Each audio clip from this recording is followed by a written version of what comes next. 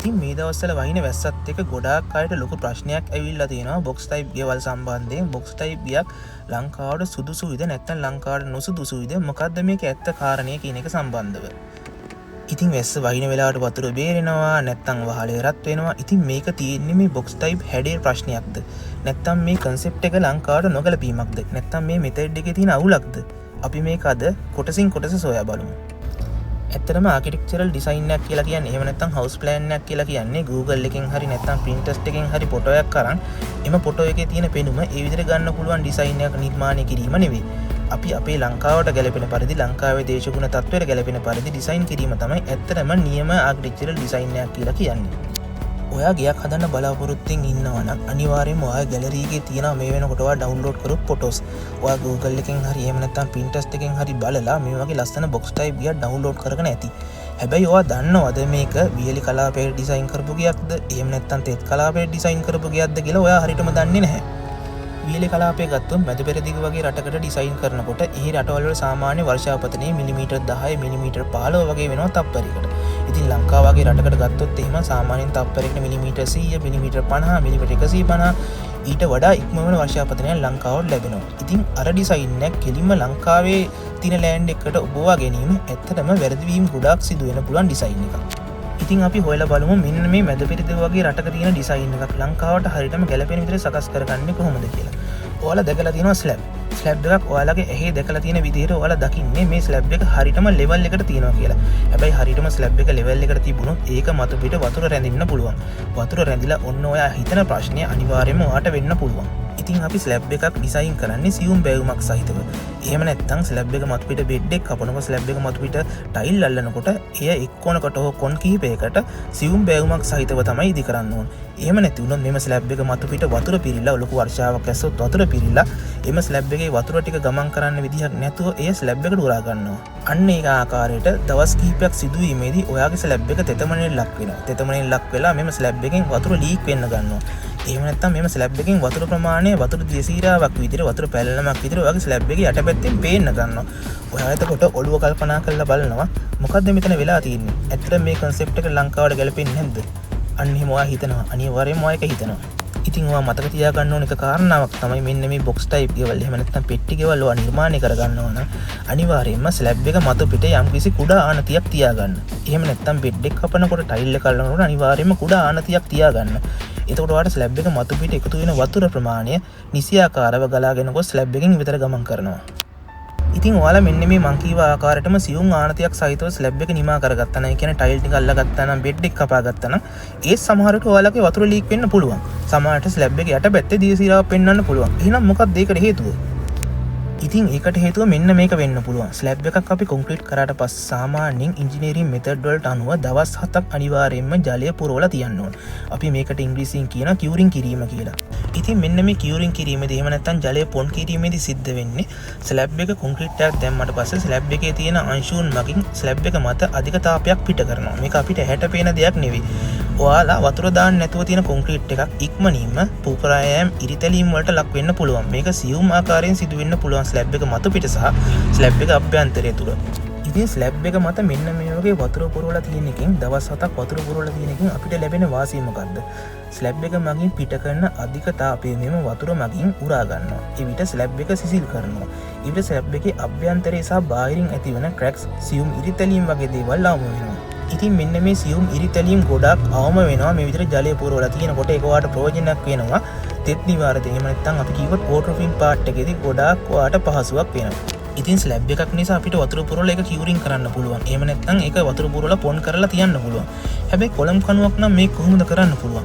Column කණුවකට වටේට ගෝණියක් ඔතලා ඒකට දවස් 7ක් වතුර දැම්මොත් මේක සිසිල් වෙනවා. හැබැයි මේක උදේ හවස කරන්න ඕන. මොකද දවල්ට ඊටාම අවුරශ්‍යමය වැඩි නිසා මේ ඉක්මනින්ම ක්‍රැක්ස් යෑම සහ ඉක්මනින්ම මේ සවුත් වීම සිද්ධ වෙන්න පුළුවන්. ඒ නිසා අනිවාර්යයෙන්ම උදේ හවස දවස් 7ක් අවමය වතුර දැමීම සිද්ධ වෙන්න ඕන.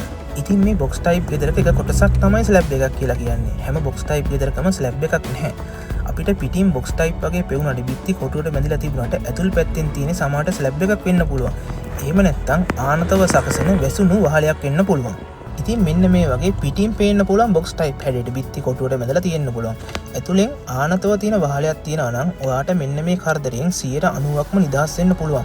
ඒ කියන්නේ ඔයාට ওই රස්නේ කරදරයෙන් වතුර ලීක් වෙන කරදරෙන් 90%ක්ම නිදහස් වෙන්න පුළුවන්. ඔයාගේ දැනන් හිටියද?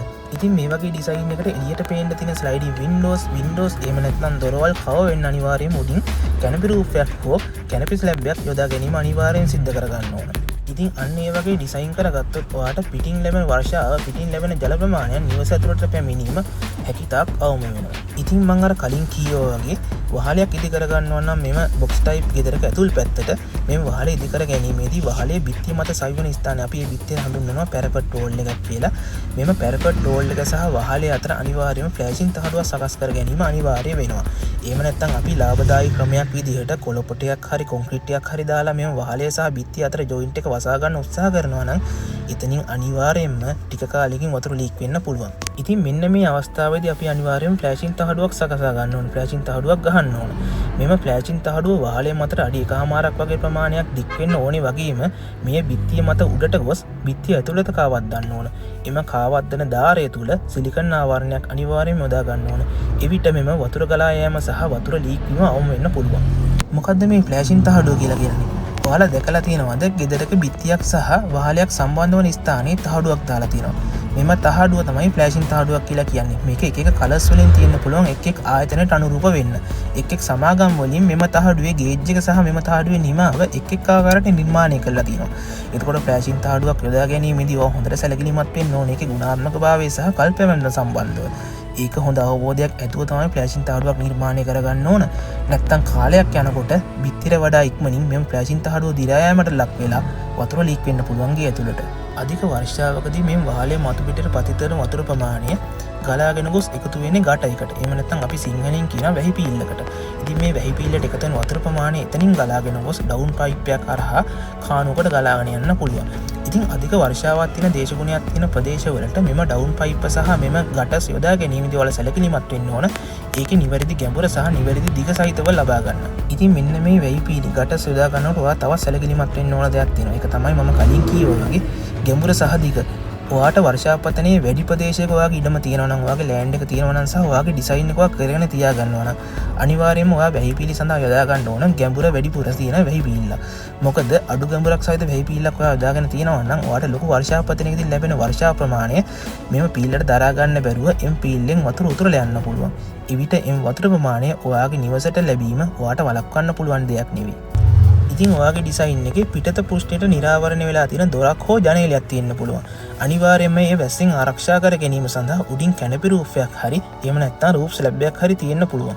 ඉතින් මෙන්න මේ ස්ලැබ් එක වටේම අපි අනිවාර්යයෙන්ම පොඩි වැහි ගාඩියක් සකසා ගන්න ඕන. අපි මේකට කියනවා ග්‍රිප් රූ කියලා.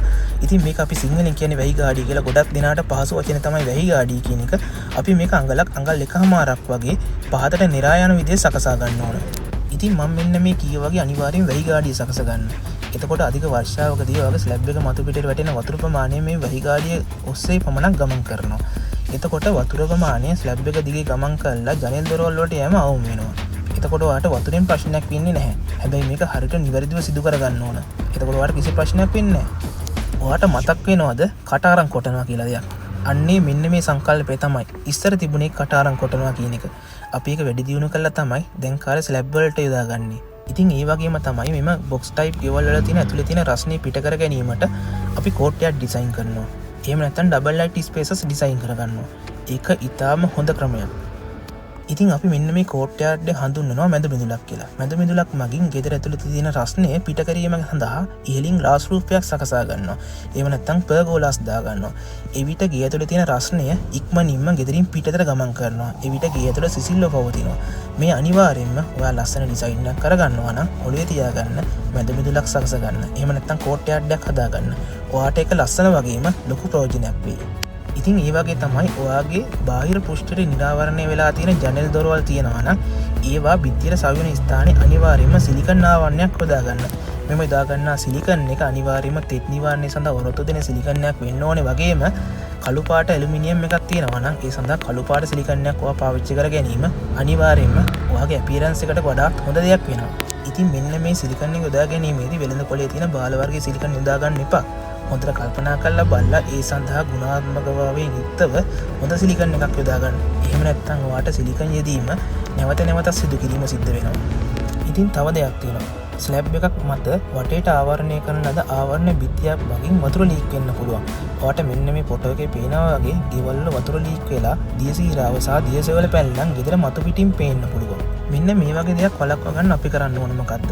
කන්ස්ට්‍රක්ෂන් එකේදී ස්ලැබ් එකක් දාලා ස්ලැබ් එක මතු පිටින් නිකම්ම බ්ලොක් ගල් සහ ගඩොල් බිත්ති බඳිනවා වෙනුවට මෙම ස්ලැබ් එක මතු පිට බිත්ති එන ධාරය මත අප්ස්ටෑන්ඩ් බීම් එකක් යොදා ගැනීමෙන් අපිට මෙම දෝෂය වළක්වා ගන්න පුළුවන්. අප්ස්ටෑන්ඩ් බීම් එකක් කියලා කියන්නේ මේක කොන්ක්‍රීට් වලින් සකස් කර ගන්න ඕන. මේ සාමාන්‍යයෙන් ස්ලැබ් එක මත සිට අඟල් 6ක් හෝ අඟල් 8ක් උසට දා ගන්න ඕන. ඉසි සකසා ගන්න කොන්ක්‍රීට් බැම්ම මගින් ස්ලැබ් එක ඇතුල් පැත්තේ එකතු වුණු වතුර ප්‍රමාණයන්ගේ දියසීරාව ස්ලැබ් එක මතින් ගොස් එළිය පැත්තට පෙනෙන ප්‍රමාණය හැකිතාක් අවම වෙනවා. ඉතින් ඔය අනිවාර්යයෙන්ම මෙන්න මේ අප්ස්ටෑන්ඩ් බීම් එක අනිවාර්යෙන් දාගන්න.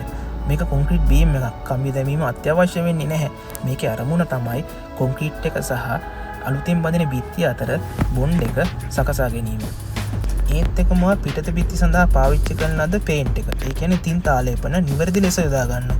එය වෝටර්ප්‍රූෆින් සඳහා ගැළපෙන ආකාරයට තෙත් නිවාරණය සඳහා ගැළපෙන ආකාරයට සකසා ගන්න. ඇතුළට පාවිච්චි කරන ලද තින්ත පිටත බිත්ති වලට සුදුසු වෙන්නෙම නැහැ. ඉතින් ඔයාගේ ගෙදරට සුදුසු තින්ත වර්ගයක් සොයා ගැනීමේදී ඔයාට ඇතුළට ගාන තින්ත වර්ගය එළියට ගන්න බෑ. මොකද අපි ඇතුළට ගාන තින්ත වර්ගය හඳුන්වනවා ඉමල්ෂන් පේන්ට් කියලා. මේක තෙත් නිවාරණය සඳහා යෝග්‍ය නැහැ. එළියට ගාන පේන්ට් එක අපි හඳුන්වනවා වෙදර්ශීල් පේන්ට් එක කියලා. ඉතින් අනිවාර්යයෙන්ම ඔයා එළිය බිත්ති වලට ගන්න ඕනේ වෙදර්ශීල් පේන්ට් එකක්. එවිට ඔයාට බාහිර පෘෂ්ඨයන් කොච්චර තෙමුණත් එම තෙතමන ප්‍රමාණයෙන් ඇතුළ පෘෂ්ඨයට පැමිණීම වළක්වා ගන්න පුළුවන්. හැබැයි මේ සඳහා හරියාකාරව නිසියාකාර පේන්ට් භාවිතා කිරීම සහ එම ක්‍රමවේදයන් නිසියාකාරව කර ගැනීම අත්‍යවශ්‍ය කාරණාවක්. ඉතින් එම නිසා හරි ක්‍රමවේදයන් හරි විදිහට පාවිච්චි කරොත් ඔයාට මේ සියලුම ගැටලු වලින් නිදහස් වෙන්න පුළුවන්. ඉතින් දැන් ඔයාට තේරෙනවද වැරද්ද තියෙන මේ බොක්ස් ටයිප් එකේ නෙවෙයි. ඇත්තටම වාස්තු විද්‍යාව කියන්නේ කලාවක්. මේ කලාව ඇතුලේ තියෙන එක් කොටසක් තමයි බොක්ස් ටයිප් නිවාස කියලා කියන්නේ. මේක ලංකාවේ දේශගුණයට ගැළපෙන විදිහට නිර්මාණය නොකිරීම තමයි මේ බොක්ස් ටයිප් ගෙවල් වල තියෙන එකම දෝෂය. ඉතින් ඔයා බොක්ස් ටයිප් ගෙයක් නිර්මාණය කරගන්න. බොක්ස් ටයිප් ගෙයක් නිර්මාණය කරගන්න ඔයා බය වෙන්න එපා. ඇත්තටම මේක ලංකාවට ගැළපෙනවා.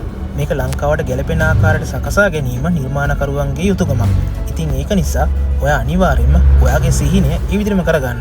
ඒක නිර්මාණය කළා දෙන එක නිර්මාණකරුවන්ගේ යුතුයකමක්. නිවැරදි සංකල්ප සහ නිවැරදි තාක්ෂණික ක්‍රමවේදයන් යටතේ මේ බොක්ස් ටයිප් එක තියෙන සීලම දෝෂ නිවැරදි කරගන්න පුළුවන්. ඒකින්ද බය වෙන්න එපා. ඔයාගේ හිතේ තියෙන ලස්සන ඩිසයින් එක ඔයා කරගන්න. හැබැයි නිවැරදිව නිවැරදි තාක්ෂණය භාවිතා කරගෙන. ඉතින් ඔයාට තේරෙනවද? ඔයා බොක්ස් ටයිප් එකක් ගැන හිතන් හිතපු විදිහ වැරදි කියලා. ඒ නිසා හරි තැනින් හරි විදිහට ලස්සන ඩිසයින් එකක් කරගන්න. හැබැයි හරි තාක්ෂණික ක්‍රම භාවිතා කරන්න. ඩිසයින් එක කරන නිර්මාණකරුවෝ ඔයාට හරි විදිහට ඩිසයින් එක කරලා දුන්නත් ඔයා කන්ස්ට්‍රක්ෂන් එකේදී මේ දේවල් හරියට කරන්නේ නැත්නම් මේ දෝෂය ඔයාට මග හරින්න බෑ. ඒ නිසා ඔයාගේ සිහින නිවස ඔයා ලස්සන ඩිසයින් කරගන්න. ඒ වගේම ඒක හරියාකාරව නිර්මාණය කරගන්න. ඔයාට ඔයාගේ සිහින නිවස ඉක්මනටම කිසි ප්‍රශ්නයක් නොවි නිර්මාණය කරගන්න පුළුවන්.